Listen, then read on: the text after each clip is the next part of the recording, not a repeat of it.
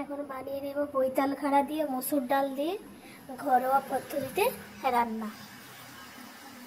কড়াই তেল দিয়ে দিলাম আর ফার্স্টে খাড়াগুলোকে কেটে পরিষ্কার করে ধুয়ে রেখেছিলাম। কড়াই তেল দিয়ে দিলাম, তেলটা গরম হয়ে গেছে। এবারে মসুর ডালগুলো একটু ভেজে নেব। ডালটা ভাজা হয়ে আসলে একটু হলুদ হয়ে যাবে, এমনি তো হলুদ ভাজা হয়ে একটু সাদা টাইপের হয়ে যাবে। এরপরে এবারে ধুয়ে রাখা যে খাড়াগুলো আর আলু দিয়ে দেবো। পাতাগুলো কিন্তু কেটে আলাদা করে রেখেছি, কারণ ডালটা অনেকক্ষণ টাইম লাগবে সিদ্ধ হতে।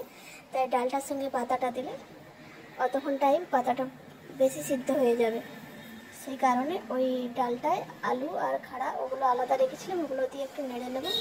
পরিমাণ মতো নুন আর হলুদ দিয়ে নেড়ে এবার ওটা ঢাকা লাগিয়ে দেব।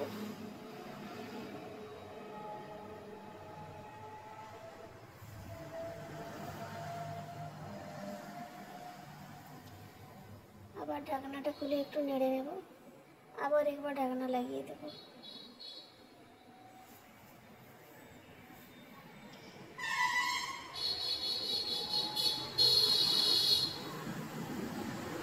এরপরে একটু নাড়ার পরে কিছুটা সিদ্ধ হয়ে যাওয়ার পরে পাতাগুলো দিয়ে দেবো, দিয়ে নাড়িয়ে ভালো করে আবার ঢাকনাটা লাগিয়ে দেবো।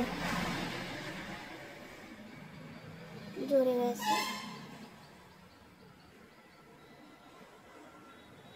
এইভাবে নাড়াতে নাড়াতে যখন খুব জোরে যাবে, এবারে পরিমাণ মতো যে জলটা আমরা দেবো সেটা দিয়ে দেবো।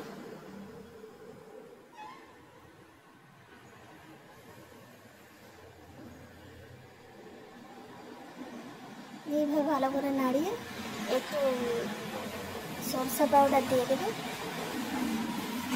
সরষা গুঁড়ো দিয়ে ঢাকা লাগিয়ে দেবো। আবার খুলে দেখবো কিছুটা সিদ্ধ হয়ে গেছে, আবার এইভাবে নেড়ে আবার ঢাকা লাগিয়ে দেবো। আবার খুলে এইভাবে ঢেলে নেব।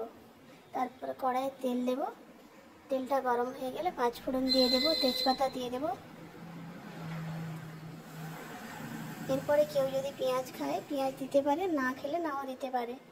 আমি একটা পেঁয়াজ কেটে রাখা, ওই পেঁয়াজটা দিয়ে দেবো। পেঁয়াজটাকে ভালো করে নাড়িয়ে লাল করে ভেজে নেব। এরপরে কেউ গুঁড়ো লঙ্কা খায়, সে গুঁড়ো দিতে পারে। আমি কাঁচা লঙ্কা ফালি করে রেখেছিলাম, সেগুলো এই তেলের মধ্যে লঙ্কাগুলো দিয়ে দেব। দিয়ে ভালো করে নাড়িয়ে ভাজা হয়ে গেলে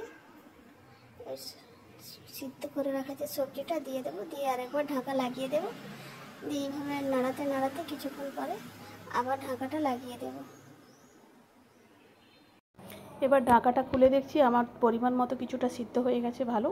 এইভাবে বেশি সিদ্ধ হলে ভালো লাগবে না, তাই আমি এবারে এইভাবে নামিয়ে নেব একটা জায়গায়। এই যে নামিয়ে নিয়েছি।